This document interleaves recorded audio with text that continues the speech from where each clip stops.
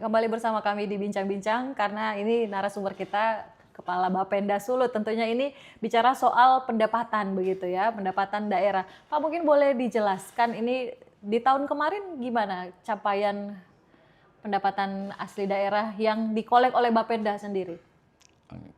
Jadi kalau tahun kemarin untuk target pendapatan asli daerah kita itu di angka 1,512 triliun. Okay. Nah, realisasi itu di angka 1,378 triliun. Nah, luar biasa ya, itu hampir 100%. Hampir 100%. Ya memang penurunan yang terjadi terbesarnya di kendaraan baru, BBNKB.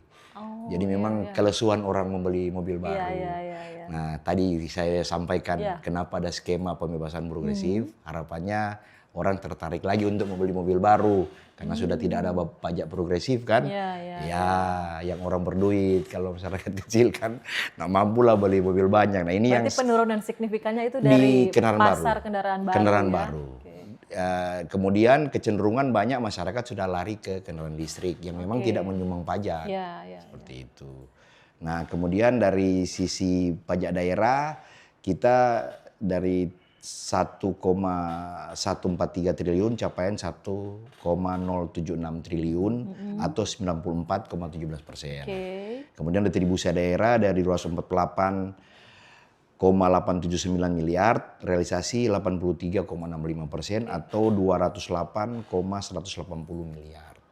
Itu yang realisasi untuk tahun 2025. Yang tadi untuk pajak daerah memang penurunnya di tadi kendaraan baru. Memang luar biasa. Kemudian ada pajak baru yang memang belum optimal, yaitu pajak alat berat. Ini pajak baru.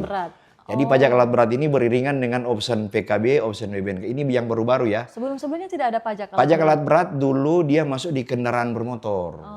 Ketika ada persoalan disoalkan di MK membatalkan itu dan mengharuskan melakukan perubahan undang-undang. Makanya diatur dalam Undang-Undang 1, muncullah DP nama pajak alat berat. Gitu. Nah, kemudian ada pajak lain sebenarnya dari kita yang namanya option MBLB. Nah, itu kebalikan dari option PKB dan option BBNKB.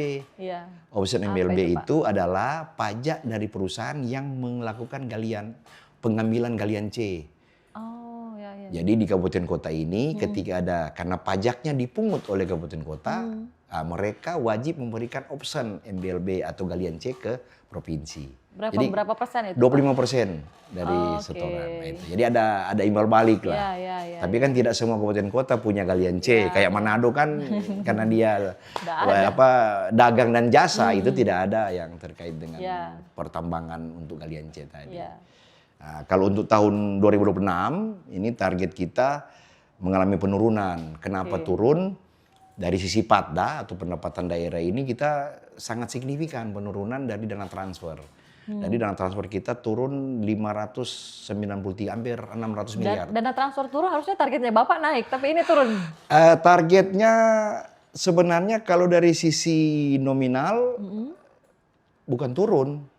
Malah naik dari tahun sebelumnya, karena tahun sebelumnya kan skema bagi hasilnya penuh. Yang Undang-Undang 28. Nah, saat ini kan yang ditata di kita sudah tidak ada lagi ini yang bagi hasil PKB BNKB. Jadi dari nominal dia turun, tapi dari sisi volume atau jumlahnya sebenarnya lebih banyak dari tahun sebelumnya. Contoh misalnya kemarin 425 miliar kita turun jadi 379 miliar. Itu harusnya naik. Kenapa? Karena 379 ini tidak dibagi lagi. Itu jadi hak kita. 425 kemarin dibagi ke kabupaten kota dalam bentuk 30%. Kan akhirnya jadi cuma sekitar 300 miliar. Kan berarti lebih banyak secara ini. Walaupun dari secara total turun gitu. Ini kan agak ribet memikirkan ini target-target. Nah, ini kan sebenarnya penurunan ini sebenarnya terjadi juga karena pemotongan anggaran juga di pemerintah ini lumayan signifikan. Bagaimana Pak dari sisi sebagai Kepala Bapenda ini mensiasati, butuh pemasukan juga, tapi di satu sisi ini ada banyak diskon, ada begitu banyak program-program lain yang harus memang dilakukan agar supaya tidak membebani masyarakat. Bagaimana Pak tanggapannya? Ya, untuk itu makanya ada skenario-skenario baru yang coba disiapkan selain pajak yang sudah ada. Jadi kemarin kita juga baru menyelesaikan yang namanya Perda Pajak dan Retribusi Perubahan. Jadi kita lakukan perubahan Perda Pajak Retribusi karena ada aturan baru sesuai Permen SDM nomor 18 terkait pertambangan rakyat. Itu diatur dalam keputusan Menteri SDM nomor 174 tentang adanya iuran pertambangan rakyat IPERA. Nah ini yang Pak Gubernur sebenarnya dari Pak Presiden juga bahwa hasil mineral kita itu yang luar biasa. Alangkah baiknya dikelola oleh daerah. Nah dengan adanya iuran pertambangan rakyat ini maka akan muncul yang namanya wilayah pertambangan rakyat. Nah kalau dari sisi Bapenda ini salah satu potensi baru. Ya, yang sebelumnya belum ada. Nah, ini baru namanya nanti iuran pendapatan rakyat masuk dalam kategori retribusi. Masuk kategori retribusi perizinan tertentu. Nah, jadi retribusi ini ada 3, jasa umum, jasa usaha, dan perizinan tertentu. Nah kalau untuk yang muncul baru ini, yang IPERA ini terkait dengan perizinan tertentu. Dan lumayan besar kalau misalnya ini bisa jalan dengan jumlah WPR yang akan terbit di Sulawesi Utara, ini akan menjadi salah satu penopang PAD. Karena ini adalah iuran baru yang memberikan potensi yang cukup baik untuk kedepannya bagi Sulawesi Utara. Karena kita punya sumber-sumber mineral yang banyak di sini. Kita punya emas, katanya kalau nggak salah sempat dengar dari teman-teman SDM, Pak Kadis bahwa ada juga nikel, ada juga pasir besi. Ya kita kurang paham di situ.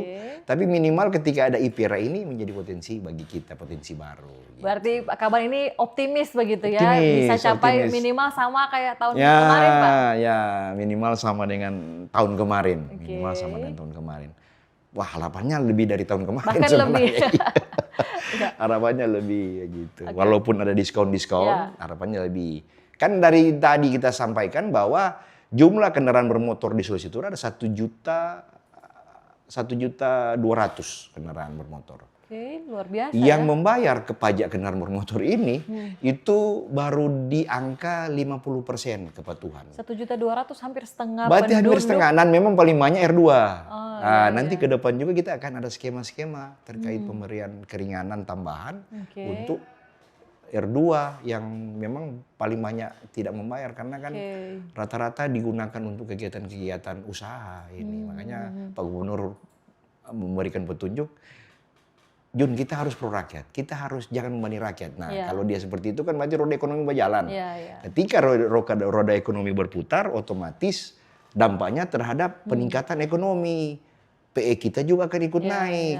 Sebenarnya pajak ini adalah salah satu stimulan untuk bagaimana menggerakkan roda ekonomi dengan pola apa? Kita memberikan diskon, keringanan. Itulah intervensi dari Bapenda. Tapi kalau dengar yang tadi Bapak katakan berarti angka kepatuhan pajak di Sulut masih rendah, 50%. 50%, hampir sama sih, rata-rata itu di R2. Nah, kalau kita dibandingkan, jangan kita contoh Jabar aja. Jabar itu untuk R2 itu paling besar yang tidak membayar pajak. Jadi ini penyakit se-Indonesia. Se-Indonesia sama, ya? Apalagi roda 2 sama. begitu, jadi Pak, kalau R4 biasanya roda 4 itu rajin bayar, tapi R2 ini memang paling kurang membayar. Apalagi banyak R2 ini kan ketika dia melakukan pembelian itu pinjam KTP teman, kan gampang aja dia. Sehingga untuk mengidentifikasi, menginventarisasi alamat itu kadang-kala sudah tidak sesuai lagi. Nah, kan sekarang Pak serba online begitu ya. Jadi ada begitu banyak hal yang bisa diantisipasi, diantaranya soal kebocoran pajak Pak. Kita akan kembali untuk jeda berikut tetap bersama.